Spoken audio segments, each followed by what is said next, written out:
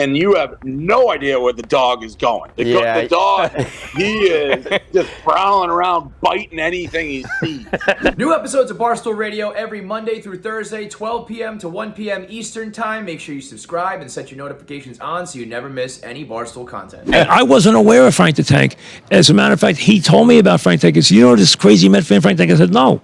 And then my brother-in-law, who's a huge Met fan, said, I love Frank the Tank. And you know what? His rants are always on the money. And oh, these guys. He was the one who knew Verlander and Scherzer wouldn't be good last. Oh, my God. He said they're going to fall apart in the playoffs. That's what I'm telling you. My brother-in-law is a huge Met fan, and he said, Frank has got a great take. I don't know if he does or not. I mean, you know. Cut the feed. He said Frank was right. I mean, he could use a couple of walks around the block, but... And listen, I'm telling you, I'm going to tell him now because you know what? The older you get, the harder it gets. You know, I battled weight for years, and I said I don't battle as much weight as he battled, but I battled enough. And he needs to watch that because that's dangerous. It really is. But I hear he's a character. You know. Oh man, and truly one of them. Harrison loves him, and you know they say his takes are pretty good, so I got to check him out. Does he go to the games? Oh yeah. He sits in the games. Yeah. Some fans complain that he's a little bit loud, yelling at the. So he yells during the game.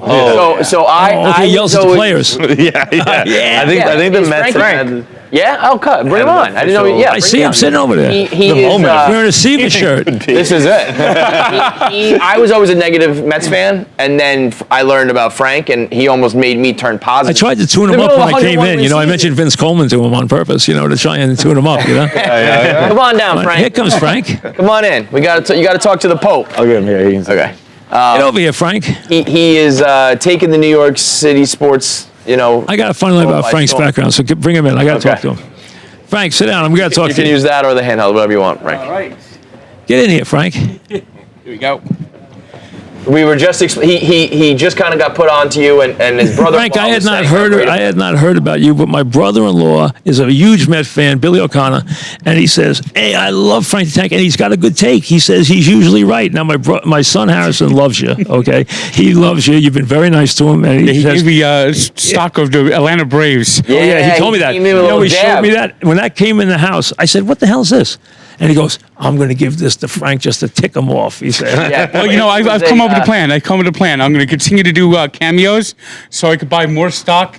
Then when I have enough stock, I'm going to fire their general manager, and I'm going to trade Ronald Acuna for Daniel Vogelback. You know what'll happen? He'll hit 210. Just like Carlos Baerga. I've always come up with Samuel. Think about how many second basemen they ruined. I mean, that's where second basemen go to die. I look at the Mets, and you look at these players like Jeff Kent. He was Jeff Kent when he was in the Mets. He left the Mets. He became Clark Kent became Superman. He took off the Mets jersey. And there was that. I tell you, he was one day at the beach. Let me tell you, what a sweet personality. Real lovable guy.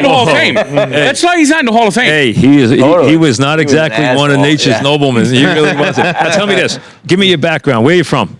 I'm from the North Belleville, Bloomfield area of New Jersey. All right, and been a Met fan your whole life. Was your dad a Met fan? He is actually a Yankee fan. Is that why you became a Met fan? Because he was a Yankee fan? Are you a Met fan who hates the Yankees? I'm not one that has the intense hatred of the Yankees. You don't? No. Okay. Which makes no sense. And your all-time favorite Met is? I see you wearing Seaver. I told you already my thing with Seaver. Seaver hated my guts, okay? Because we roughed up Buddy Harrelson. Buddy Harrelson was on the manager's show every day in those years. Mm-hmm. He ran off the show. He wouldn't do the show with us because we were so hard on him. He was such a bad manager. It was unbelievable. Well, Seaver's best friend was Buddy Harrelson. He loved him. Right. So he wouldn't talk to us because of our treatment of Buddy. So, you know, that's where it came from. But I told him this. And I don't care if someone acts that way, it's fine. The best pitcher I've ever seen in person was Sandy Koufax. Hands down. Don't let anybody ever tell you there was somebody better. The most consistent starting pitcher I have ever seen in my lifetime is Tom Seaver. By far. What a great pitcher. What a great pitcher. And he was good every time out. Not once in a while, every single time out. Now, who's your all-time favorite? I think James Well- McCann, right, Frank? I haven't. I have. I like that. I like that. Boy, did he stink. He still stinks. He said he didn't get a fair shake. Get out of here. I was like, he got 600 My at bats. He's God. batting $120. What are you talking about? He couldn't even find a baseball. I called him James McCann. All right, your all-time favorite Met is? Mike Piazza has an emotional connection to me because he reminds me of my uncle. In what way? Your uncle hit home runs? No, being like a heavy metal fan. Oh, heavy yeah, metal he fan. is a heavy metal fan. Catholic. Lousy drummer, but a heavy metal fan. You have you to thank for Mike Piazza, right? Well, so yeah, you gotta thank a Mike. little bit, yes. Not, we don't want to take too much credit, but Nelson Doubleday heard us railing when the Mets told us on the air that they would not get him. And his agent called us and said, Mike really wants to come to the Mets. And they knew he was going to go to the Cubs. And we said, why don't you get Mike Piazza? This is ridiculous. And they said, we're not getting him. And Nelson Doubleday was listening, okay? And he said, the boys are right. We got to get him. So Wilpon said no. And, of course. And then Doubleday said yes. Yeah. And then Piazza came. And that year, they averaged 14,000 people before Mike came and 34,000 after he came. I have a theory that if it wasn't for David Wells' perfect game and that brawl the next day with the Orioles, Mike Piazza, that trade would not have happened. I think all the notoriety that the Yankees got, the Mets were playing. They played a game against the Reds that That's day. right. The Reds. And they had like a doubleheader the night before. And they had like 5,000 at Chase. No one was there. And that was my point. That was my. You heard my rant. That was my rant. I just drove by the ballpark. There's nobody in it. That is exactly true. Piazza, man, how many clutch home runs did he hit? Who hit more home runs than Piazza in big spots? He was Monster tank unbelievable. shots too. He was Unbelievable. big boy. But he should have gone after Clemens. That's the one thing. Yeah. I wish he wouldn't have been. That's just not his way. It's just not his Clemens way. threw the bat. I wish he would have. And Clemens that night, I was sitting about the fourth row. He looked like he was breathing fire. I mean, he was. Yeah. And my favorite was the excuse of I thought it was the ball, as if you should throw the ball at somebody too. Why would that be the excuse? He didn't see. Oh, shut the fuck up. He couldn't see. It was the ball. It was All right, so adrenaline. tell me. So you grew up in Jersey. Father was a Yankee. Did he take you to Met games? I went to a Met game on April 12th, 1985. It was the first Met game I ever went to. Okay. Of course. Who pitched?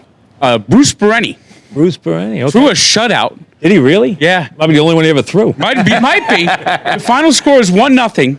Right? Gary Carter hit the home run, Really? and Pete Rose had 3 hits. That was normal for Pete, and he probably had a bet on the game.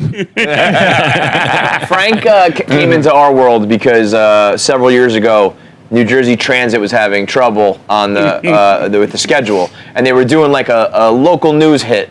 Man in the street. They were just like, we're live here from New Jersey Transit, and Frank just hijacked the whole segment. And Remember what you said? It was Yeah, like, it was I missed the opening that day. New Jersey. That was opening day, home opener. The train got stuck in the tunnel, then came out, and I came out and said that New Jersey Transit's the absolute worst. They're totally incompetent. And that, I mean, it went. Look, here he is. It must have been a little more vociferous than that. Oh, it was a little more than that. Yeah. He was like, I'm going to miss the balloons. I'm going to miss the. And they pageants, hired you on the I'm gonna spot? Miss it all. Yeah. And Dave was like, What was your signing bonus? What was your signing bonus? I started working I worked part time for 3 years, and I was still working at as a. Wait a second, you came here for part-time? for 3 years. You Yeah. needed a better agent. What are you doing? Listen to this, Mike. Frank had a deal where he would start blogging on the website, writing on the website at midnight. Right. You would sleep. Frankie Midnight. Frankie Midnight was his nickname. Yeah, I He did. would only Frankie write at Midnight. midnight on, and then he, because you would sleep 2 hours at a time or something like Yeah, that. I would come home from the courthouse, sleep, Right. and I would. What did you do with the courthouse? I was a court clerk. All right. Court So he clerk. did that, and then he blogged for us, and then he became this phenomenon. Yeah, it grew. I started doing. Do you go to the games? Do you sit in the ballpark? Yeah, I go to. I have a 20-game plan for the Mets. I'm a season ticket holder for the Devils. Okay. Now, when you go to the game, where do you sit? Typically section 110. All right. Do you yell? Are you boisterous towards the Oh, you have no idea. give me an idea. Look at this. He's always screaming and yelling. And, there's been a Is that because the hot dog was rare? Is that I see you yelling the other way, so it may be you're yelling towards the counter over there. All right. Listen, here's the thing about Frank, though.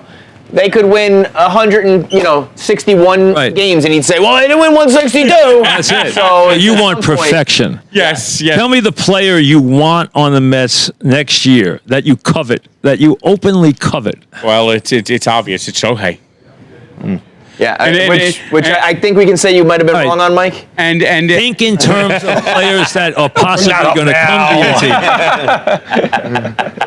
It's a good thing the Yankees didn't get that guy. Arias would be a good pick. The Mets need another pitcher, I believe.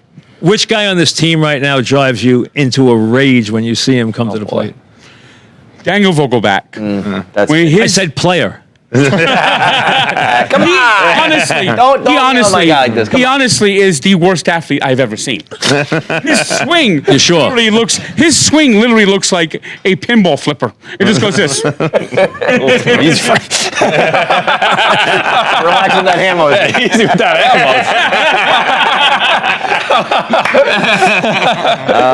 But he has the worst swing I've ever seen. He literally cannot hit against left-handers. He just can't do it. It just physically can't do it. He can't run. He cannot play a position in the field. He is strictly a left-handed DH who half the time just watches the pitch go by. What's your nickname for him? Daniel Vogelfat. Glass Oh, house. that's a little nasty. I know. I know he's wearing he just changed his fat F. I'm not gonna curse around you. I'm gonna keep this clean. Oh, it's Barstool. All right. He has a chain that I saw yesterday. Is where he has two F's. Either he's a fan of me and it's Frank Fleming, or it's fat fuck. I don't think he's a fan of you. I would go out on a limb. Have you had any player approach you and say anything to you? I was at the Pete Alonso event, Right. his little charity event with Carton was there, and I'm sitting there and there's a Q&A going on. Carton and Roberts talking to Who? Pete. Carton Roberts. I never heard of him. So I look straight ahead, Right. and I look at, and it's Jeff McNeil, and it looks like if looks could kill, I would have died on the spot right there. Jeff has a little hothead, you know. He gets like angry. Yeah, he does. I'm sure he does. he Not like you. He like tapped his girlfriend and went like We don't laugh at this guy. yeah. You You know what? You know what it is, Mike? Other teams Right. love, like the Braves. sure. The Braves have openly said, like, we love watching the videos. Oh, I'm after sure we they did. beat After them. they win 13-0. And he has Let's all rally around it. Yeah. So I told him, shut up, because you're just being a mascot for the teams we hate, Frank. Well, I Have you met the owner? yeah, I did at the St. Pete Alonso event. I tried to take a picture, and he says, "I know, I'm taking a picture with you." Steve took a picture with everybody, and he was like, get out of here, you're too negative. He said He wouldn't let you. He wouldn't take he a said, picture "Be with nice you? to us." Is that what he said? Yes. Soft. Did you ask him for a stock tick? So I'm like, someone snapped a picture. It's almost like you see walking away, and I'm just like, Do you there it is. There's the picture. Do you like Buck? I don't like Buck. God. Did you Mike, like you have to Buck say he last- doesn't like anything. like Any Buck question. last year? He didn't like anything ever. Last He year won 101 he games. complained all year last year. Well, because the Braves didn't lose. It was so. But that has nothing to do with the Mets, man. It was so frustrating. What would you like to tell Buck? I can relay this to you. Oh, this is good. I know Buck very well, so I can relay this for you. I just If I can give Buck a message, what would it be? play the kids. Stop putting these like feeble veterans out there. The kids didn't work either, man. I mean, Which kid you played the want? Kids, yeah. They haven't had one that hit over 200 except for the catcher. Albrecht. Well, the problem is first off, what is going on with the hitting coach this year? Barnes has been a terrible job. The Hefner's done a bad job. Everyone on that team has done a bad job coaching this year. Yeah. Well, I mean, at some point the players got to play. Now, Yeah, it's listen, hit. I'm not a big hitting coach guy. Yeah. Hitters hit. Okay. If I got Manny Ramirez, do I need a hitting coach? well, I think what also big problem is the Mets analytic department. I think Well, that's a with the problem Yankees. everywhere. Yeah. That is it. That is the great divide now. Is that? Are you an analytic fan or no? I don't like it. I think don't like it? I think it's hurt the game. I think the money ball. No batting they- average. Yeah. I'm tired. When someone tells me batting average doesn't matter, Right. I look at the standings and see the top 8 batting average teams are the six of those teams are among the 6 best teams in baseball. Is there any Met now that you can tolerate? Like he tolerated a little. You like Alonso? I like Alonso. Okay. You like And Lindor? Lindor drives me nuts. Why? Because he's so inconsistent. He's gonna finish for like 30 and 100 again as your shortstop. But his how his much more can the terribleness man do? the first 3 months are one of the reasons we're in the situation we're in. That he was batting 210. I can't. When I see someone batting 210, it aggravates me. I didn't notice.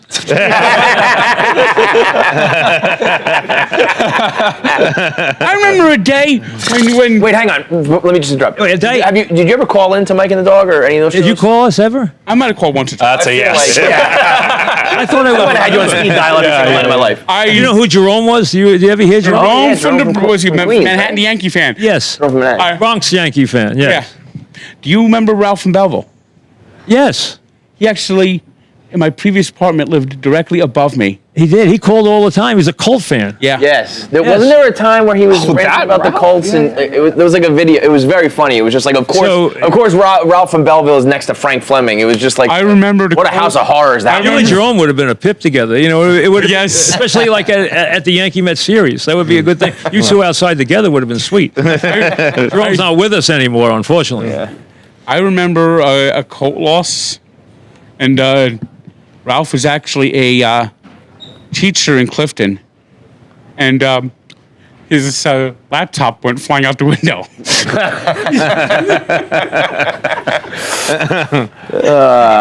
All great. Because he did have, because he found some way to watch the games on the laptop, so the laptop went flying out the window. So, your thoughts for next year right now are what? I don't feel good. I don't like the direction. Have you ever felt good? Wait, Frank, you were on my show saying blow it up, and they did. Now you're not happy that they blew it up? Surprise. Don't throw out the baby with the bathwater. You got to keep Pete Alonso. I agree with that. I Where are agree you with gonna that. keep- I agree with that. Where are you going to get to 40 home runs That- I from? mean, for a I team that's agree been with that. starved of home runs forever now, to give up on a guy who gets This 40 guy or 50 home runs is is just- crazy. he- He has the most home runs since coming into the Yes. league. Well, Pete came on and gave me a jersey. He did. Yeah, Yes. Pete's. He Let me gave ask you a you this jersey, about. huh? Let me ask you about Alonso. I feel like the problem with Alonso is a little bit his on the field is fine. His personality, it seems to rub some people the wrong way, and sometimes I just feel like there really is something about can you make it in New York? But if you're not one of those guys that has the it factor, do you lean into that? I think Alonso can handle New York. I think he's been the times I talked to him, he was very good on the air. First of all, I think they scapegoat. I think he's been a target now, and I think unfairly. I think there's been a little bit of a campaign going on. He did have some issues last Wait, year. you think that's in-house? Or fans? In-house. You think like Lindor is pushing? I don't know if it's Lindor. I think there is a campaign going on, though. A lot of people are making it about Alonso. You're hearing a lot of bad Alonso stuff now. I don't think There was a problem with Alonso and DeGrom, my understanding, last year. Yeah. Okay, they had an issue. There was a couple issues this year with Alonso. There's a feeling that Alonso in the last 2 years has gotten a big head, that he's changed. I don't know him in that context to know if that's true or not, but I think he plays every day, which is very good in my book. I wish he wants to play every day, All-Star game this year. and he wants to play every day. And you know what? He cares too much about the home run derby. Yes. Okay. Stuff like that You know, people just I go. think that's part of it. Okay. Yeah, The home run derby has been mentioned a lot. Right. Okay. But the guy goes out there and wants to play every day, which is not the way players are built these days. Number two, it's 40 and 120 every year. Every year. The bottom line is you keep guys like that around. And he's a gamer. He gets big hits. I would not. Now, if he part with demanded like monster money, would you give it to him? Yes. Yes. Like 300 million? Yes. I mean, to me, there's a point. I'm more of a by year guy. I don't want to be locked into long. I believe in paying players now, Right. and paying them by year, but shorten the length. I don't like the length. Right. So if he wants 35 a year, give it to him. What would you give Otani $1 billion. First of all, if you had a blank if check? Otani's different because he's going to fill the ballpark. Yeah. I don't believe in this Otani pitching hitting thing. Okay, I don't think it's going to go on for that long. Eventually, he's got to pick one. Right? Yeah, I think he's going to hit. Yeah. So, from that standpoint, you know, they've had Trout and Ohtani, and they haven't won anything. They can't get. And who was the general manager of those Angels that couldn't put anyone around? We know who it is. We know where. We know where he resides for at least another month. Yeah, Billy Knepler. That's his name. It's not Billy. Would you take that job if they offered it to you? Yes. Would you do it? Would Breaking news, Would you Barstool do Radio. it for free? I would do it for 10% of gate receipts. Actually, no. No kidding, you would. No fucking kidding. Is that all? I'll do it if they match my They draw salary. like 4 million fans a Salary year. hit. I mean, it would be- I guarantee you that's not 10% of gate receipts. Well, I'm going back for all the T-shirts they made. You know that? And of course my cameo. Want to be on the board? yeah. It's the cameo. Have they done you and the look-alike yet? They do the look-alike On every the night. Jumbotron. Have you been They up on did there? me the other night. I haven't been on there. Not yet. Well, right now it's a little. I think the contentious Mets with have team to. because I he's think so the Mets negative. have to put them up and then see. The idea is they put you up on half the screen, and then they have to find a fan in the stadium. The fans cheer to what person looks the most like you, like the person on the screen. I see. So last week they did me. This week, I think I'm going to suggest they do you. I like that. And we'll find a guy in the stadium that they pick, hand pick, that looks the most like you. And SNY loves getting me on camera when I'm there. Oh yeah, they do. They love getting me on camera. They do. Yeah. Would you throw at the first ball? Yes, I've been doing that in my leagues. Goes on like I a actually- tour in the minor. I actually threw out a first Like the pitch. Pope. He's I looking threw on out a the Pope. first pitch for the Somerset Patriots just 2 weeks ago. Really? Well, then you would do it then. Yeah. All right, I think that's got to work. I don't know. Cohen seems like he might be a little bit of an obstacle, though. What do you think? He doesn't like that. That I just don't. I don't see him and go, oh, Uncle Stevie. Like other What would they have to do to Yeah, change? no, I think- What would they have to do to turn you into Mr. Sunshine? Just one World Series. My I father. guarantee you, if you win one, you'll be asking for My two. father made me No go to. teams repeated My father. since My father made me Do they go have to bed. sweep? Do they have to sweep? I'll take any World Series at this point. My father made me go to bed. Ed in 1987. Wait a second. What did your father do? He made you go to bed when? I couldn't see the Mets win the World Series. I was Are you serious? I was 10. Are you serious? That's kind of his villain origin story. To be How honest. dare he do that? The Joker. Are you fallacy. serious? It really is. Though. And, Yo, and, 10 years old, and then 2 years later, I fought him, and he said that he put a Maloik on the Mets, and they ended up losing to the Dodgers. He did. you fought him. He was the reason Doc gave up the homer. Yes, and he was laughing about it. Oh, and then I mean, that is child abuse. and then It really is. And then the song "Don't Worry, Be Happy" was being played at the ballpark, and every time you hear that song, I think of that moment. Unbelievable. I'm surprised you can get through a day.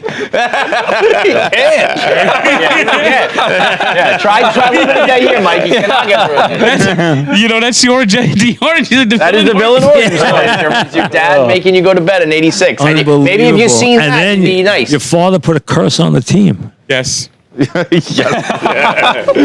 he put one on the Yankees this year too, or what? I don't know. I mean, the manager there. I mean, I'm not a Yankee fan, Right. obviously, Right. but I've come up with a nickname for that one, Aaron Buffoon. Yeah. Good nickname. I'm sure it didn't take long. But the issue is, he's going to get scapegoated when Cashman should be. Well, Cashman's he's Both always been of the them. shield for Cashman. Yeah. I think now Cashman has to like Aaron throw him to the Boone- wolves. Aaron Boone I'm has to actually know. half surprised that Aaron Boone wasn't fired today. Aaron Boone has to know that Today he would've sounds been the day. ridiculous, right? No, he knows he's out. It's a little late this year. You know, we might as well play out the string. But Who do you want the Met manager to be next year? If you could pick one, who would you want? I'd like Other someone, than yourself. I like someone like Joe Espada or something like that. Someone. What do you think of Craig Counsell? What if he was a package deal with Stearns? I wouldn't mind it. Oh. I wouldn't. No, Mind. that could So be you got the Frank Tank, There the you tank go. blessing. You- So that's hey. that's evidently what you're hearing a lot of that Hold up. rumbling. I just think that something went wrong with Buck this year, and I think Buck now is. Yeah, the players stink. I was That's gonna what's say, wrong with and let it do it, Buck, man. He's right now the lineup card. You know, Marte's been terrible. McNeil's been awful. Go down the list. But Marte- they have no starting pitching. Marte. I think one of the things that got them was the World Baseball Classic really hurt this. Yeah, a little bit. Oh, yeah. Yeah. And what gets They lose a player during that before that? What gets me is this. They do this World Baseball Classic. What do you think of the World Baseball Classic, Mike? Oh, listen, I would chain my players to Yes, thank to you. the fence. I would chain them to the fence in Port St. Lucie before I let them play in that classic. The World Baseball Classic, first off, you've seen one team had their season ruined by it because of an injury. Why can't we do it in November? Because nobody would watch it. It's football season. Well, it's You asked, so I just want to give you the answer. but it's the NCAA tournament. I didn't watch it. I don't watch the World Baseball Classic. Overseas, they watch it. And Yeah, so no, now they we care about it in the ratings other in Japan. countries. That's what it's Yeah. for. Well, then, It's to sell those people- jerseys around the world. Those That's what it's people for. will still watch it in November. That's for the. Yeah, they will. You're Yeah. absolutely right. We won't, but they will. Right. Absolutely true. I mean, but the injury risk is number one. Two, it disrupts spring training. And this year, when we've changed the rules, not that we changed these rules radically, these are good rule changes. The pitch clock was needed. The shift got out of control. Right. But nobody was. But getting the old rules were in effect in the World Baseball Classic, so there was no pitch clock in the World Baseball Classic. So you have these players in the World Baseball Classic aren't able to didn't have that time to adjust to the rule changes, and the Mets, it seemed like every game had 4 or 5 players with the pitch clock violations every game. I think we blame it the whole year on the World Baseball Classic. Throw it out. Throw it out the window. I totally agree. I'm with you. I think it just caused such a fissure in spring training that once the players got back, you had Diaz hurt, and it just like put a whole cloud on his season. Will you go to a game again this year? Well, I'm going. I'm going this weekend. I'm gonna. Oh, you are. He'll be there every time. I have the 20-game plan. Although, Gotcha. Listen, one although more. I'm actually going Friday this week. I'm going to. They're giving out. I like going to giveaway. So I heard you collect bobbleheads. I have so many bobbleheads. What's your cherished bobblehead? Which one? Which one is like if it broke, you would be absolutely crushed? I have a Jesse Orosco bobblehead. Oh, of course. Everybody knows that one. Everybody knows It's like the Hulk diamond.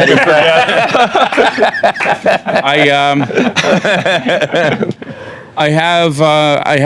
Yeah, that's probably my favorite. Is the Jesse Orosco. I can understand that. One last thing before you go, Mike. We've seen. Yes. I mean, you've probably seen everybody come through New York City, sports, entertainers, all that. What Taylor Swift has been doing. Unbelievable. Which one is that? Is that paying the truck drivers or just the coin she's making in general? I mean, producing $4.6 billion. Are you a Swiftie? Hardest. My daughter is a fan. I actually have seen her in person because I took my daughter Emily, who's a freshman at Villanova. I have twins that are freshmen. She is a Taylor. I have a dog named Taylor. Oh wow! And she has seen her at least 6 times, and she got to meet her in the garden. She actually had a meet and greet, and she got to meet her and get a picture with her when she was 11. Oh wow! And did you ever?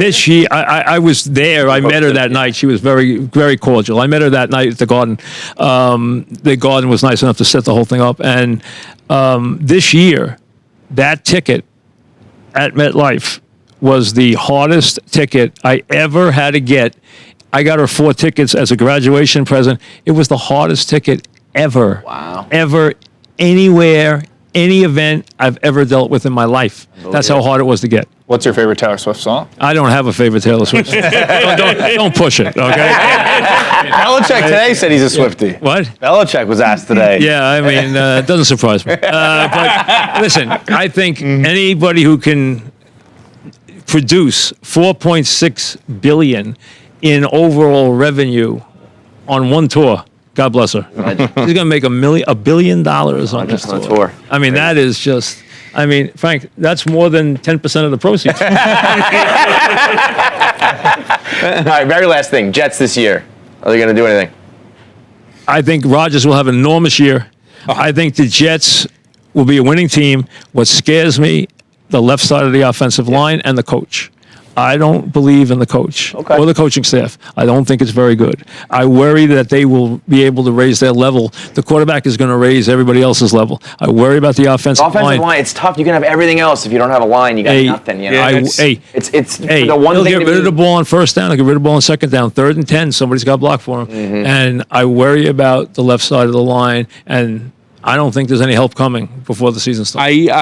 I have the same worry with the. I'm actually the Dolphins fan. I'm a Miami Dolphin fan. I was a fan of Dan Marino growing up. And You were? Yeah. Not a bad player. And it's just I look at this guy Liam Eichenberg, who's on the Dolphins offensive line, and I've seen revolving doors who are better blockers than Okay, Liam Eichenberg. We'll be here for days if we let him. I'm glad we didn't get to the Devils, Frank. Hey, they're a success. We've won 3 cups. Jack Hughes is a Mike, stop! Enough, Frank! Enough! Mike, you're a legend. Thank you, guys, very much. so much, Thank you Mike. very Sounds much, great. Frank. Pleasure to Take meet you. care. Take care. Take care. Thank you for Mike. being nice to my son. I appreciate All right, the world's still buzzing from the Frank the Tank. It looks like you stink. Yeah. Why can't we figure this shit out? He told me to sit over here. Yeah, this is how we planned it yesterday, and it doesn't look normal. Well, we had enormous people on the couch yesterday. The world's still buzzing from Tank and Mike Francesa meeting. I think any of the real OG Barstool fans. God bless you. Thank you. God bless you. Knew what that moment meant and what just the moment. Like Mike in general. I think if you're a new age fan, you're probably like, who the fuck is this and what the fuck is going on?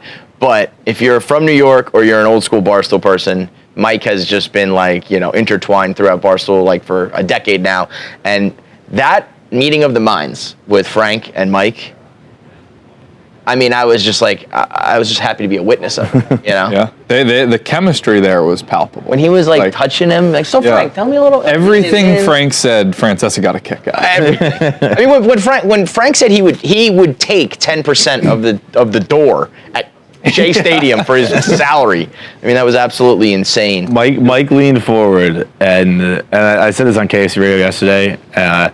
I was sitting here, Francesa was sitting there. The whole time, I just wanted to say, Mike, you're a fucking hot dude. But I didn't think, Bro. he was His teeth, pearly white. He's a fucking his hair, sharp-looking fella, that man. flow at that age. But when he Woo, leaned baby. forward and started just like you said, on a touching, but it was like he was looking at, I don't know, a beautiful sculpture or something. Yeah. His eyes just That's lit the up. tank. It's like seeing the David or something. I mean, you got to think that was his whole life. Oh, I'm gonna tweet the radio. For everybody I just retweeted. tweeted it out. That was, his whole life was finding those weirdo gems, and that's somebody who, I'm actually surprised that Frank from Bergen County or some shit was not already a legend. Yeah, he was like, I think I called once or twice. Oh, my- He definitely called. But I'm surprised he wasn't more of a notable caller that Yes. was constantly called. But Mike was, Mike sat down, the first things he said on these airwaves was that YouTube's going to be big. That was awesome, dude. I think they're gonna make talking it. about YouTube and podcasting. You know what? Yeah, actually, being a big thing. I don't know if the audience could hear. I wanted to figure out, he was about to say something, and then we told him he was live. Yeah. He was like, oh, I can't say it. And I never got what that was. Oh yeah, I don't know what he was about to say. I think he said something like I had met with. I don't know what it was going to be. It was something like I want to that. know. So big moment yesterday. We will talk a little bit about Dave's meltdown with All Business Pete. We got the Barstool 20th anniversary tomorrow night in Boston. The other big office drama at the moment. It's a bad day to be Pete Overmeyer. I'll say that. Dave woke up feeling dangerous and made this video. Roll the tape, it's pretty self-explanatory. This is Dave on All Business Pete and his role here at Barstool these days.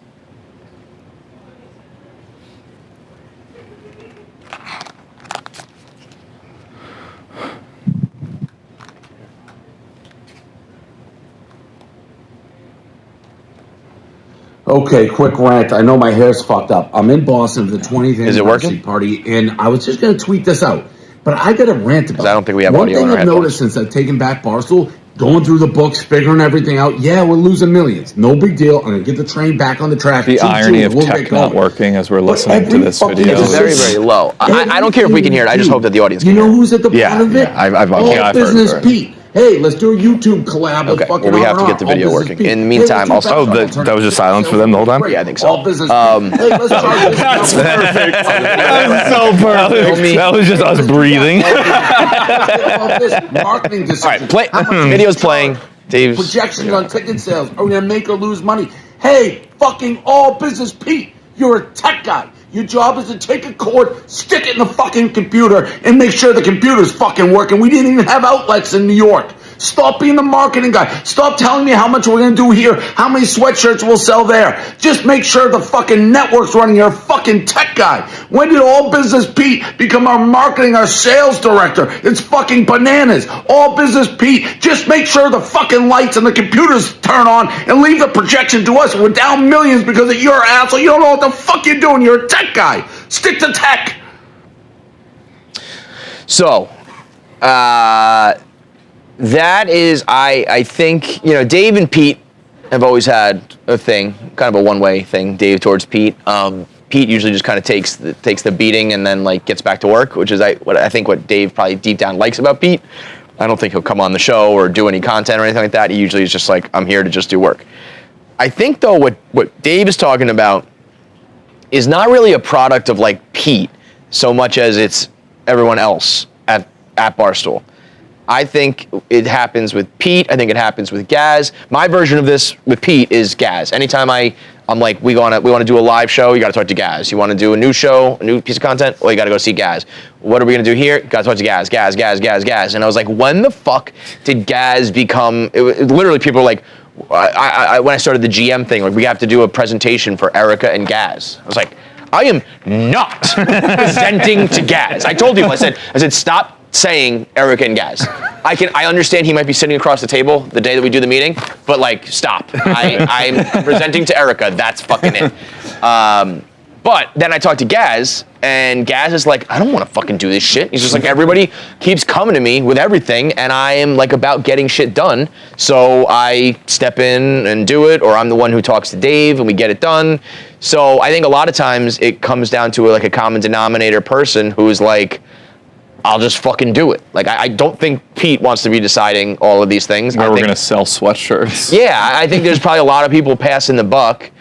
And then, if he is head of content, he's worrying about how much money are we going to make on the pay-per-views. Well, we didn't make what we needed to, so now we got to make more money. So maybe maybe tickets should go up. I don't know. It just seems like something that for a company that got very big and bloated with specialization, it seems like there's a couple people who do a lot of things and make a lot of decisions. And I think that's because a lot of those groups aren't doing their work or aren't making the decision or are too afraid to call it, because when all roads seem to lead back to 2 or 3 people, it's like, well, then why the fuck are all these other people here?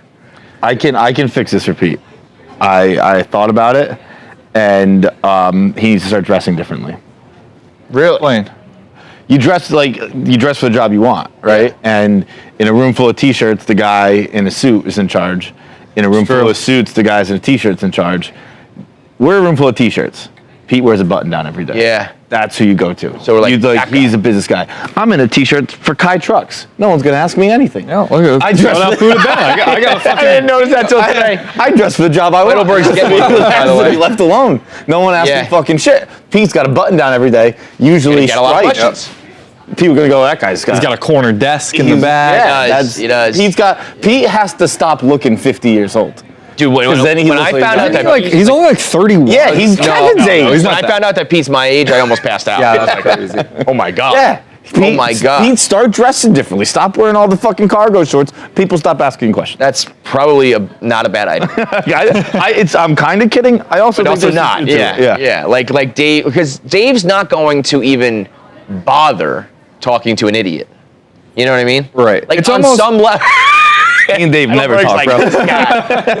On some level, Dave wants All Business Pete to be competent so that he can do shit. Go, do it. It's also similar, a couple weeks ago, we were talking about, Dave was yelling at content people. It's he just knows name. He knows All Business Pete's name. Right. So it's something's wrong, it might be All Business Pete's. It's usually better to be yelled at than to not be yelled at all. Yeah. It's sometimes that does not hold true. There are exceptions. There definitely are exceptions.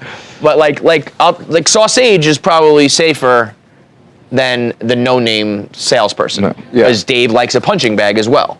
So it's like a fine line. You don't want to be completely anonymous. Also, just for your own psyche, you don't want to be the punching bag either. But usually, the punching bag almost ensures you a little bit of like, it's like, well, I can't fire that guy because I've abused him. So you get a little bit of job security out of that. He referenced the tickets prices, like, which are insane. That, like, let's just come out and say that. The charging $200 for that, and this is where I'm like, I don't know what my role is either, because that's something that when I heard it, I was like, that's fucking insane. As a person who's done live shows for a pretty long time now and gone to a lot of live events, live podcasts, comedy-centric things, $200 is not even in the realm of the stratosphere of the right price of tickets. Like, that is so far-fetched. But when I hear that, just like we talked about with this call out, I don't want to be the guy who's like, this is fucking stupid, and whoever decided this is dumb, because then it's like, well, that person is like, well, then fuck you. Yeah. And I don't know what maybe they were like, hey, dude, we're very down on revenue, and I was throwing a Hail Mary, otherwise everyone's fucked. So I needed, so it's like, I don't know where we lie with because there's so many people now, but there's definitely a part of me that wanted to go stop right away, refund those people, let's change the price and do it over, because that's insane. And then that horse is out of the barn, it's too late, tickets aren't selling, no fucking kidding, they're not selling, it's $200 a ticket. Like, the only person who's gonna pay that is someone who's truly, truly, truly a diehard. I'm considering tonight going to Chappelle at MSG, and it's $250 to get, and that's on the secondary market. Like, that's not what it was. And you get Dave Chappelle at Madison Square Garden. Our show's going to be worse than his, just so you know. You never know. I think the bigger issue with like the Barstool Awards is that I think the majority of content, we don't know what it is yet. Dude, they've kept it all. We haven't been told, so it's like, I'm sure it's going to be great, and I want to promote it. Though. I just don't know what to pitch. Like, we don't know what to pitch. We can't be like, we're going to have, like, that's it. We don't know what to say. It's a 20-year anniversary party. I'm sure it'll be great. I don't know why. I just don't know what to say. The nominees are not public. Yeah, I think that would get people going if, like, because the that's awards. Like what award shows do. We did that with and you build the up Duncan Awards. We like had, I think K. Marco blogged it like the week before. There was like build up. It's like, I think if there was a little more build up and people knew, hey, this is what I'm buying, then they probably would sell. Yeah, the only thing we know about this is if you don't show up dressed up, you're getting yelled at. That's what our pitch for it is. I was told I out of nowhere I'm now presenting an award. It's oh yeah, drop it. Yeah, I'll just say this. Nah. I'm presenting an award, and if I win it, and I'm there presenting it, I'm going to burn the place down. I'm presenting. Can we know what it is? I'm presenting biggest controversy. And I'm just saying, if someone's little fun idea was like, the guy who's presenting is going to win, I will beat someone to death with whatever trophy I get. Then I don't know what I'm getting because we don't know anything about the show. How many, let's just start spitballing. How many controversies has the Daily Mail written about? They wrote about people not being here at 10 a.m. last week. Oh, true. They cover a lot. They cover a lot. But there's probably about like 5. A short list of nominees. So if that's some gas joke, that would be very mean. I'd probably laugh. Yeah, I was gonna say. I probably shouldn't have said it, because if they weren't gonna do that, they're probably going. Are you nominated? I don't know. Oh, you don't know the nominees? So I said, I was like, who are the nominees? So like, I don't know, maybe I can like think of something to say or whatever. And he was like, I'm sworn to secrecy. I'm like, this place is so fucking stupid. So I'm just gonna go up there and go, the nominees are, and the winner is. I'm not doing a fucking speech on some shit. Crazy, right? Like, give me a shot to, I don't know. That's crazy. We have some of the best writers in the world that would probably, to do a good award show. I'm sure people write jokes for others, and you have like a writer's room, and instead, nope, we're just It's every award show, every comedian we've talked to is like, we get some side work, like writing for award shows and stuff like that. Barstool's like, no, we're sending people up there blind. I kind of respect it. It's insane. It's going to be the most Barstool way ever, but I'm going to walk up there and go, this award is the biggest controversy. The nominees are. I'm going to look at the board, and I'm going to go, and the winner is. $200 me, goddamn it. You can be in the room for that. $200. But, like, that's, like, in the past, I don't know, that idea would have been kicked around to, like, 10 people or 20 people or even when it was 100 people. Whose idea was this? Sounds like Pete. This is Pete's idea? Oh, the whole thing. There's no way Pete came up with this. No. I think this probably was a Gaz. If I had to guess, this is probably a Gaz. And it might even be a Dave thing. Like, Dave has always wanted a roast. Dave has always wanted, something like that. And if he realized it was the 20th anniversary, it would be his. Maybe it was his idea at birth. I would doubt it, to be honest. Because I've heard, like, someone was talking to him, and he's like, I have nothing to do with that. Oh, okay. That was the other thing, is, like, none of us knew. None of us really were talked to about it and like hyped up about it. So I thought it was something we were doing for like work. I thought somebody bought it, like the Duncan Awards. So I was like, you thought someone sold it? Right. Silly me. First mistake. Yeah. That's the number one stupid thing you can do at Barstool is assume that some of the content is sold. But I was like, we just got to go do this thing for work. It's probably hard though to sell like a 20-year anniversary show with every employee of the company there. I can't. I think somebody said to me, like, brands like things like the Super Bowl, like that they have on the calendar that they can just like throw money at. Like the Barstool Awards is like not on anybody's calendar. I'm like, that is the worst excuse ever. So it's like, so like you would find, like a brand could maybe find like an edge or a new thing that like not everyone, that's not going to be completely oversaturated, that they could, it's like you can just spin that the exact opposite way. Like that's your opportunity, So there's just always a no or an explanation or a reason behind it.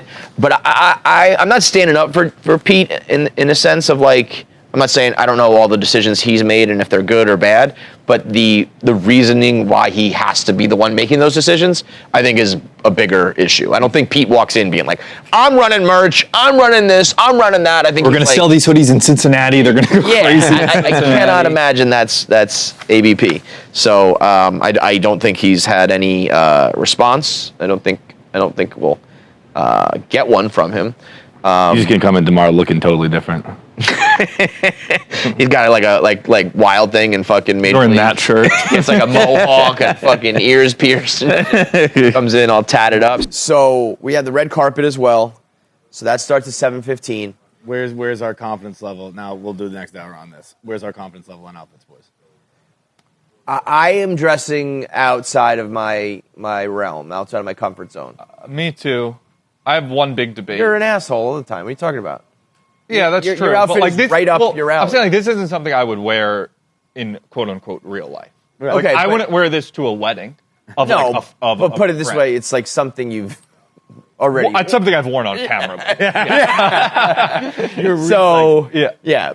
I mean, it's definitely like I know what you mean. Like if you were to just go to a private wedding, I'm wearing a top hat. I'm wearing a top hat. Well, you don't need any more secrets. I went to London. I got a nice. We can't say what's happening out there. We can say what's happening with. I got a nice tan suit out there and a top hat, and I figure, when the hell else am I going to wear this fucking top hat? I might as well wear it tonight at the bar. Did you expense that? Oh, wait a minute. You're getting away scot-free. Tommy with the all-time blunder of the night, wearing a stupid top hat that Dave immediately was like, that sucks. Take that off. I don't know who put that top hat on my head. I don't know what fucking prankster thought it'd be funny to put a top hat on my head. Tommy, I've never seen somebody so rattled. I like it. There it is. I mean, he was smirking about it. I could tell he wasn't actually. Oh, Tommy's dying. On the inside, he's dying. It was. But wait.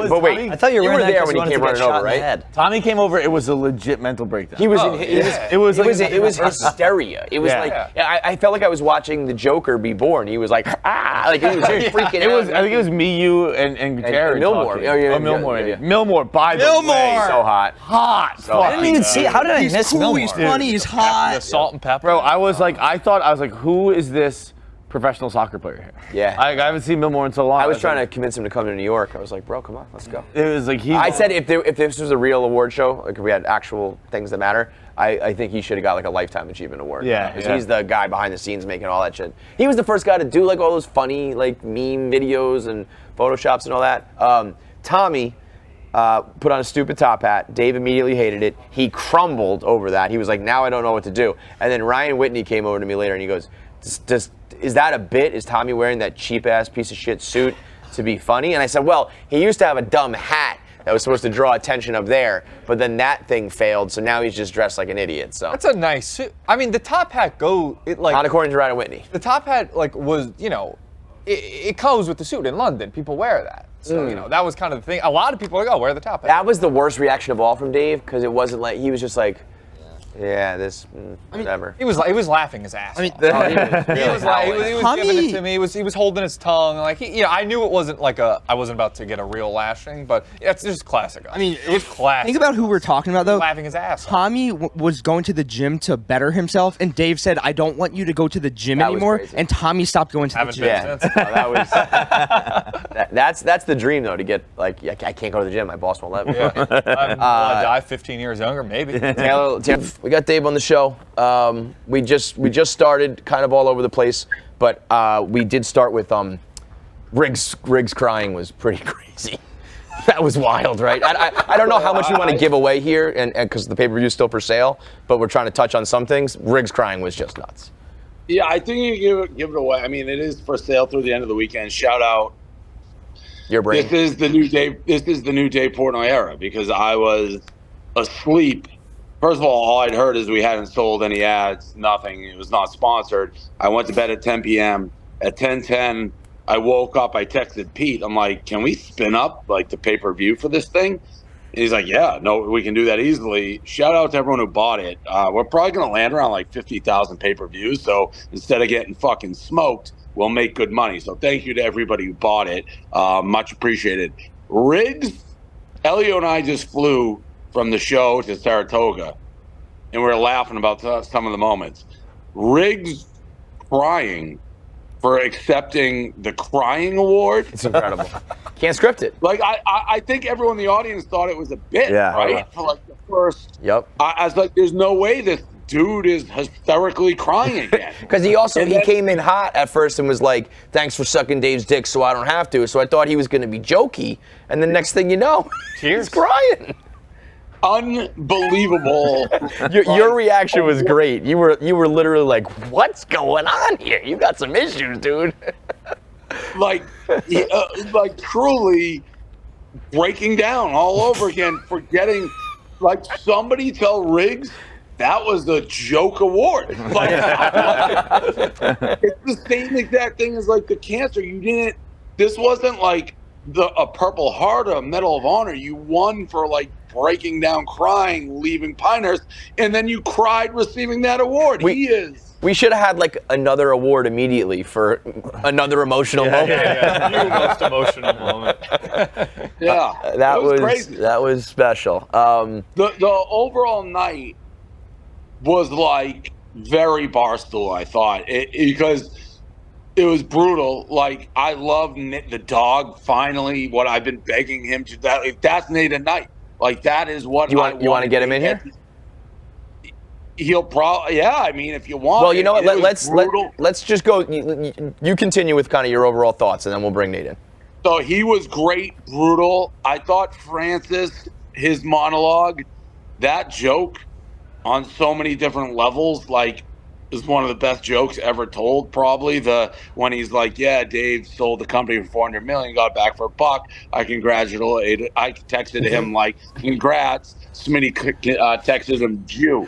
Like that was a Sass. Sass wrote that one for Francis. I think that kills him deep down that he had. That was it killed so well that he had to give Sass the credit. Well, it not only kills, it's like it plays on an ongoing theme, and it also plays like, I'm a cheapskate, so I got it for like $1. Like it worked on a million levels. It's great. It credit to Sass if he wrote it. It's a brilliant joke.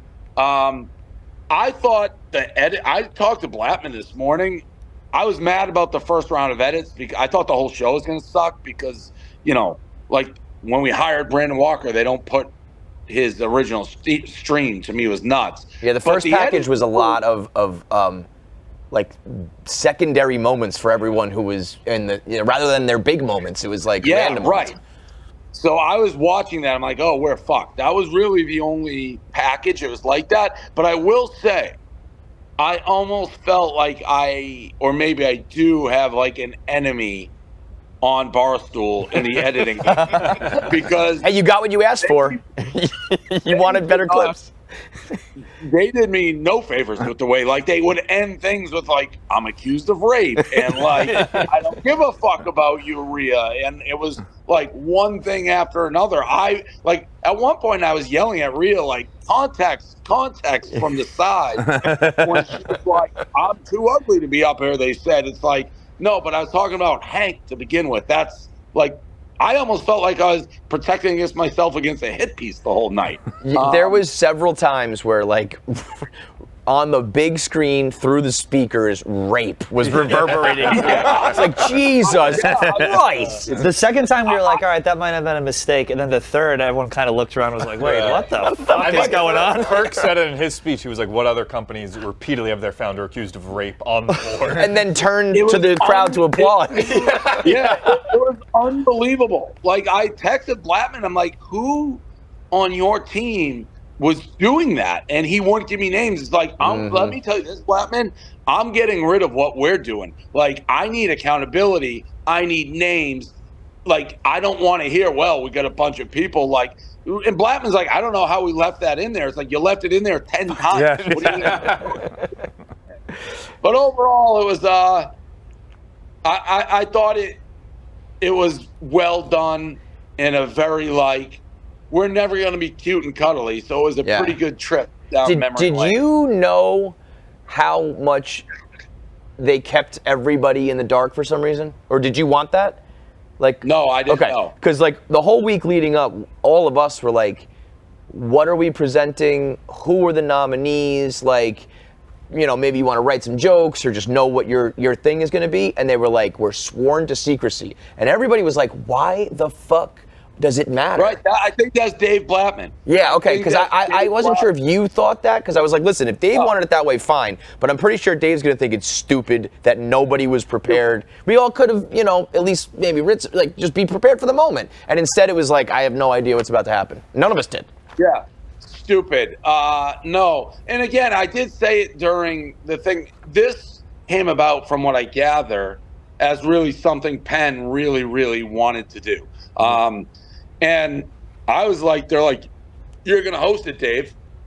It's like, fine, I'm fine with that. I'll come in and do it, obviously. But I wasn't really in the guts of anything else. And then, really, by the time we got the company back, if you look at our calendar, it's like all that shit was happening in the company. Then it was Rough and Rowdy. Then it was like a merch sale. Then it was like third in the line. And really, I didn't start like looking at the categories in even the pay-per-view till 24 to 48 hours, like before the thing was going down. Like, originally there was supposed to be 8 people on side stage, like Feidelberg and KFC, Dan, bunch of people. And then I'm like, looked at the list. I'm like, can we add 2 more? Because I thought Hank and originally I think I had Brianna. I'm like, well, Brianna hasn't been here as long as Rhea and Fran. And then I started going to my head, I don't want people to get mad, so let's just cut the entire fucking stage. Which probably, I think having the setup of like a roast where you have a dais would have been cool, but I think it probably would have caused more problems than fun, because this place is pretty sensitive about that shit. Exactly. So that's what I was like. Then I had it down to 3, or just me on stage and you and Dan. And then at the end, it was just, let's do it, just not overthink. I think we overthink a lot of things. Well, in a way, having it just be a 24 to 48 hour thing is like, we don't ever plan for like weeks and weeks and months and polish it up. We just kind of go. So very fitting that the big award show is that way too. Yeah, more things though, like that went through, like when we had the, you know, what was it? The closest near death, like Liz should have been on that list. Yeah. She wasn't. Jerry shit in his pants. So more people looking at the categories. It sounded like it was really Gaz and the editors, and then I got the list and I added a bunch more categories to try to make it. You need everybody who, like, there's a million things I forget that you'll remember and vice versa, so like we probably could have all contributed to that if it was more of a, if we just planned it. Yeah, I don't know what the secrecy is. It was crazy. I have no idea what that was about. Yeah, it was very strange. What was going through your head while we thought the guy died? Holy shit. Yeah. It's probably, I was just like, oh, this is so typical us. I wasn't, like, that's a weird thing for like it was right when I was on the mic, so I was like, I didn't know what to do. It's like for all the way they were acting, they were making it sound like medic. Don't move him. Yeah, Stop shit-faced woman spine. by the stage. Don't move his spine. Yeah. I was thinking about how many, like, because we did a blackout show there, I don't know what year, 2012, something like that. And I was like, we did blackout shows for 4 years, praying no one died. And at the fucking black tie event, someone's gonna die, not at the Molly show.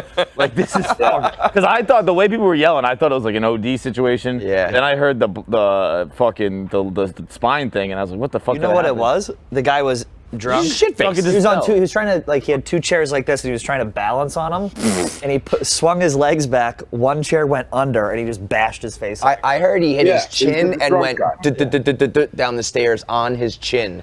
I saw a picture of the blood, like a puddle of blood on the floor. Yeah, he bled a so lot. he definitely fucked his shit up, but he was fine. But the Frank speech. I mean, I know you hate him, Kevin. No, that was. I mean, I hate him in terms of like the Mets and stuff. That moment was. I mean, that actually was. We don't do the touching, mushy shit. But when they put a little music on that and put it on the Barstool account, it was like. Yeah. I mean, it was like I settled as a court clerk, and now like I never give up. That was. I don't know if it translated to video, but me and Nate had to move our chairs so Frank could get out of the pen when he got up. Frank was covered in a comical amount of hay. like as he was walking by me, I was like, he has so much hay on. Dude, let's talk about the fat pen because oh my God. That I would have bet. Fat pen wasn't me. I know. I would have bet my life that was a Portnoy decision. Before the show, I was talking to Gaz's dad, and Dave was like in my line of sight, and I could tell he was like I could just feel the energy from him. He was like excited to say something. And there was a lull in me and Mr. Golzinski talking, and Dave just leaned in and he goes, "You see the fat pen?" I mean, I love it, but it was live events, Lisa. Yo, that is. Listen, if I was one of the big boys, and the boss said I gotta sit in the fat pen, I'd be like, hey, listen, the boss wants what the boss wants. If fucking live event Lisa decided my fate that I was gonna get clowned in front of the whole world and have to sit alone in a bale of hay all night, I would be furious at her. Told them, or they just instinctually went. Well, how do we narrow it down to 3? That's probably for me. Let's be honest. I think she told them. I gotta be honest. It's for me. In this new role, it's the perfect amount of initiative that I want. Like I don't, you know, when you're in a mob, you don't want to be the guy who's tied. Like you don't want the hit to be tied to you, but you want the hit to happen. Like the fact that she did it, it's like I didn't do that. I have nothing to do with that. But I'm very plausible deniability. Yeah. Like, how dare they do a fat pen? Put them in there. I did hear Frank yelling out some other names of people being like, how come he's not here? How come he's not here? Because to be honest, we could have had like a section. I saw. Did you guys see the clip of when it was Craziest Fan and Frank stood? It was like the classic award show. It's like, and the winner is, and Frank got up to accept and had to sit back down. that was a big. I almost thought about adding my thing was biggest controvery, and I was going to add that to the list because everybody thought Frank should have won that one. Frankie is though an insane dude. People forget that he didn't he go to one of the guys' lockers and take his socks? Yeah. That was the shoes.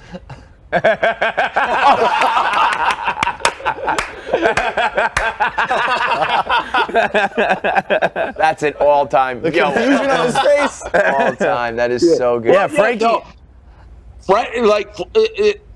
There's no one on. I picked Frankie, and probably because I've spent so much time with him. I've seen every day, like him pulling over the side of the road in like West Virginia for a preseason Islanders game. I've heard the stories.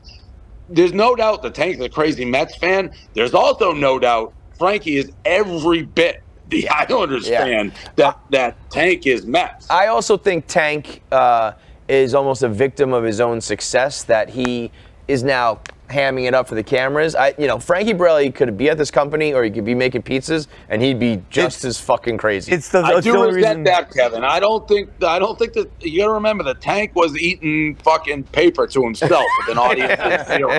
The Frankie gets very helped by the fact that golf exists. Yeah. Like, because like you could associate Frankie with something else. Right. If you broke Frankie's hand, he would just be an Islanders guy. That he could never golf, never make a pizza. He'd just be an Islanders. That first video, fuck you, fuck you, that night was suck my dick. I mean, that was as aggressive as it gets. So the guy said he never went to one of his school functions, like a prom, anything, because it was during hockey season. Like he would just skip. He was Is that like in the arena.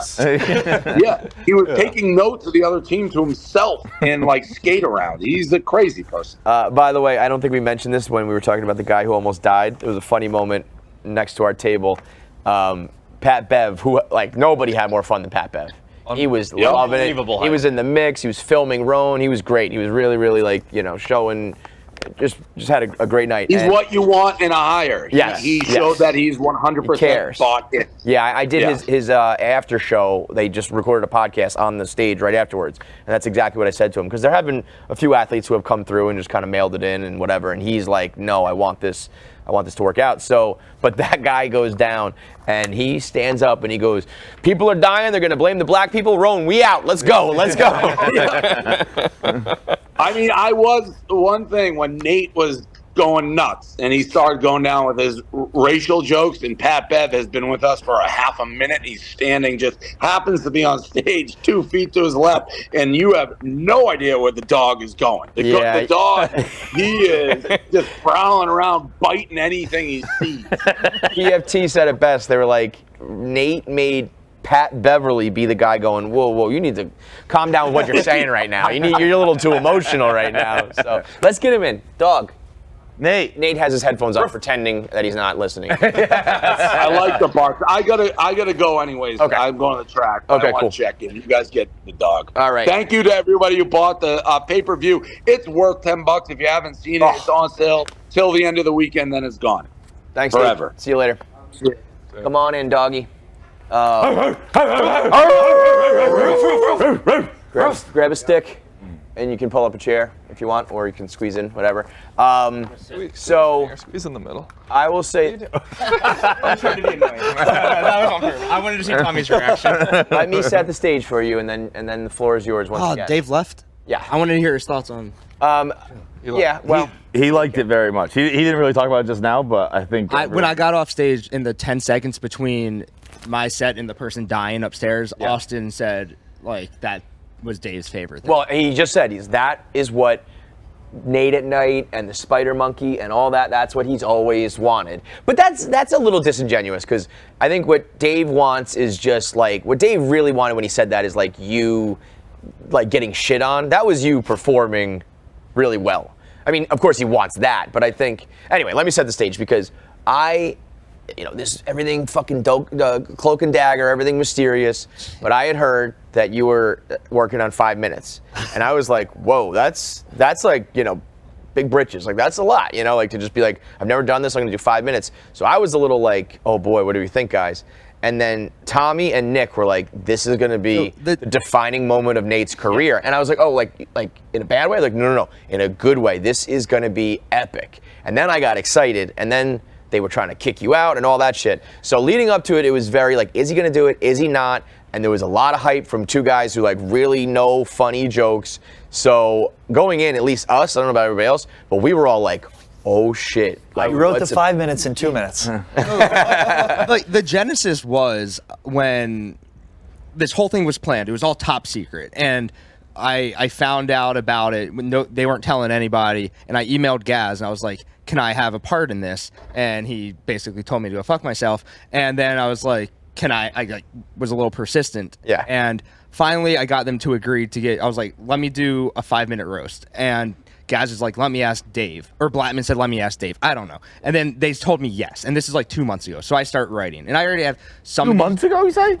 A month and a half, 2 months ago. Oh, wow. Okay. So, and did it take you that, like, were you working on it the whole time, or did it just come to you? So Nate would be like throwing things by me when we really, was out, all I wanted to do. pretending he wasn't writing. Right. What do you think about this random joke about a coworker? 5 minutes and 2 minutes. No, all I wanted. One joke about Dave that he did. All I wanted to do was the Gaz Halloween joke. I've wanted to tell that joke for like years, Yeah. and so I formulated the entire thing to around that joke. Bro. And then, so this whole time, I'm following up with Blattman. He's very mad at me, by the way, but whatever. Very mad. Very mad at me. Came up and yelled at me after the show. He was For what? like, For saying For making the show the best. Like, He should be on his knees thanking you. I was under the impression that I had this part in the show, and I kept following up with him because I don't have like the clout around here to be like, I'm in the show. So he kept like leading me on, like, yeah, we got you. And I was never put in any like rundown of like the show or anything. So I was like very skeptical about this. And then morning of, he texted me that I'm presenting an award. I was like, okay, great. When's my section? He goes, oh, you don't have it. So I go crazy. This is on the train. So I go crazy. I was like, you're making. I was like, Spider Monkey. well, I knew how good it was, and I'd been working on it. And humble too. I mean, Tommy. When you know it, you know it. It was a bit. Yeah. So I was like, Nate, just text Dave and be like, I have a 5-minute roast written, and he'll give you the whole. He'll give you 20. Yeah. So they didn't know you were going to do it after you presented? Finally, they told me, do it when you win an award. I was like, okay, fine. I can make that work. When am I winning an award? We can't tell you. Like, oh my God, like tell me something. Well, that part did work out well. I don't want to give away too many of your jokes because it's really worth that alone worth the $10. But it also played perfectly because the award he won was a group thing with Smitty, so they went up together. And Nate had a call an audible, yeah. It was like a Smitty rewind said, of 2017. Smitty made a joke about Glenda because that's what it was, and then Nate goes, "You're good." Get off the stage. Get off the stage, which like set the tone perfectly. Yeah, I had to find the segue into like, all right, now I have to like work this. Was supposed to be a standalone segment roast into an acceptance speech, and I made it work. And bro, having the say the mask least, was unbelievable. The mask that was I didn't know that. I knew it was coming. I don't know who just pulled it. I don't know out, who just said it. Oh. It was the culmination of my 10 years. Like it all built up to that moment. Yeah, like whether or not you realized it, like that was. Oh, Kevin, I realized. No. I mean, like there was no way you could have known that this was all going to unfold. But it was like, 10 years ago. If I told you there's one day there's going to be a 20th award and you're going to have this moment. Pirate Simon had my favorite line. If you told me 10 years ago that if I downloaded pirate porn, like, yes. No fucking I think you would be confused. I thought Pirate Simon is like an unbelievable he's like I'm working at some ad. Like, he said he's got like he's owning his own company with like 10 clients. I was like, and they know who you are. But I will say this. Do you think I went too far? No. I will say this. I think you went not far enough. I think when you, particularly for me, when you came back to sit down next to me, I was like, don't talk to me because it looks like you went easy on me. That is not an opening to go hard now. I had no joke. Nobody wants to smoke with Nate. Did you have a joke? Gay. He called me weird and gay. It's like, yeah, we know. No, yeah. He called, he called us out. He was like, I can't believe John and Kevin are even here because you guys always get forgotten and left off these things, which was fine. I am going to defend Nate here and basically suck his dick, but I wish you went in on me so that I can say like, no, listen, I had the bullseye on my back too, and I still defend it because I don't want people thinking that this is just because I didn't catch the smoke. But wait, let me just say this: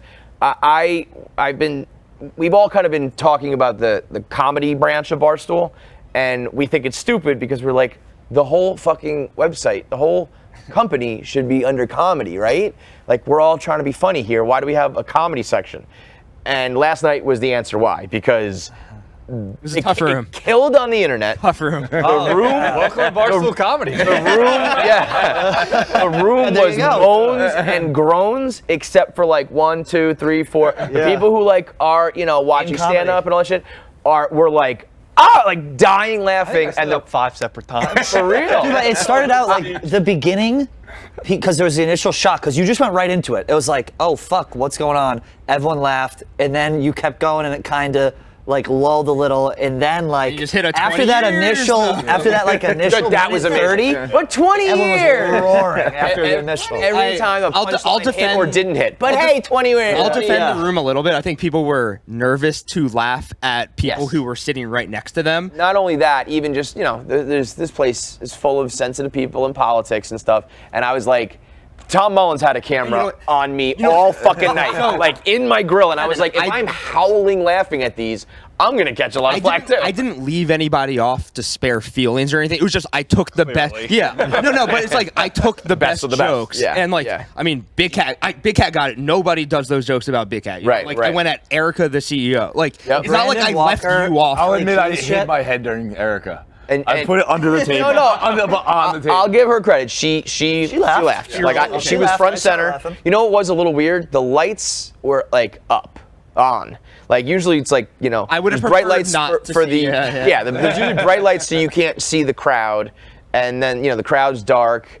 It was not like that. It was just kind of like a halfway lit room, so you could see everybody. And she was front and center, and she laughed. I did feel I also had to but make jokes about Big Cat or Eric or whatever. So it's not like, oh, he Low-hanging took fruit, the low-hanging fruit. yeah, he only yeah. did this or that. It's like, no, I wrote jokes. I took whichever ones I liked the most. And Do you want to maybe tell some of the cutting room floor jokes? This was Nate's True Detective season 1.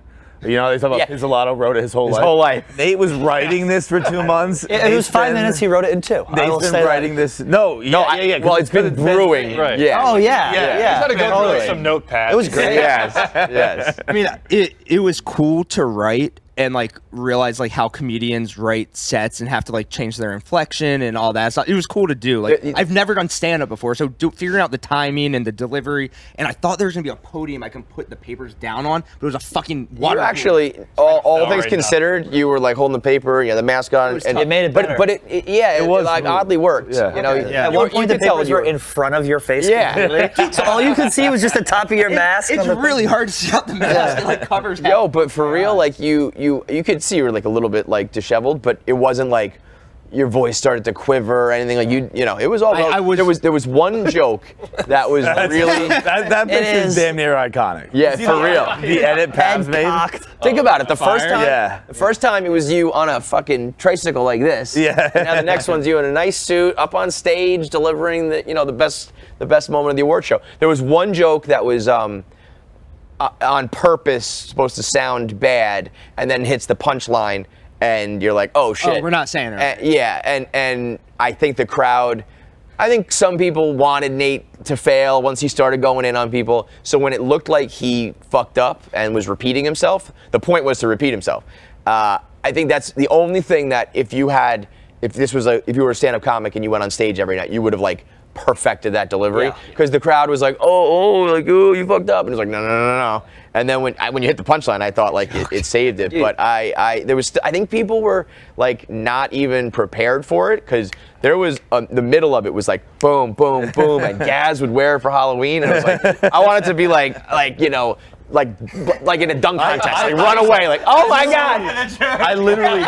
Yeah. I'm mad they didn't cut. Like I was asking about the crowd reaction shots, because I legit got up and ran, sprinted. There was some like and one moment. some ballsy jokes in there that like Say the that were ballsiest one. Well, there's stuff about Brandon and Kelly and all that. Like, and I look over and Wallow and Gilly were on the floor. Let's say that one because you got to understand the full context. Yeah, I don't think that one's tough out of context. It's about Kelly Key's black liver. Kelly Key's liver is so black that Gaz would dress up as it for Halloween. And Wallow and Gilly are howling laughing. Pat Bev is on stage next to Nate while he's like, Nate, he's so black you dress up for it as Halloween. Then do the next two. What were the Roan? Oh yeah. Roan wakes up every morning and wishes he was your liver, and it's so black. Jerry Thornton heckled it at Fenway, and Brandon Walker tried to buy it at auction. like yo, those are 3-4 very funny jokes. New episodes of Barstool Radio every Monday through Thursday, 12 p.m. to 1 p.m. Eastern Time. Make sure you subscribe and set your notifications on so you never miss any Barstool content.